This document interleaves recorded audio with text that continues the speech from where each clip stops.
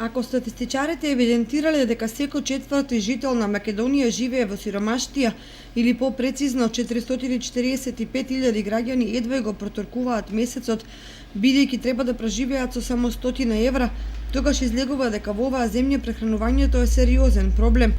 Но не само за невработените или сезонските работници, бидејќи сиромаштијата притиска и кај лицата кои се во редовен работен однос, ама се со ниски примања и се многучлени. Најкритично е таму каде што треба да се прехранат 5-6 усти. И во Кочанско-Виничкиот регион состојбите не се поразлични од просекот кој важи за Македонија, бидејќи голем број семејства кои живеат од социјални мерки на државата буквално одвој преживуваат. Најизразен е случајот во Рицко-планинските райони, каде главно старци имаа секојдневен проблем да се прехранат. Според експертите, зголемувањето на минималната плата нема да ја намали сиромаштијата, уште помалку ќе ја искорени.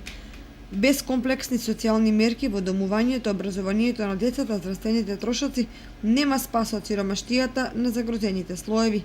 Затоа стапката на сиромашни луѓе во земјава, објавена од Државниот извод за статистика, бележи зголемување и достигна до 21,5%.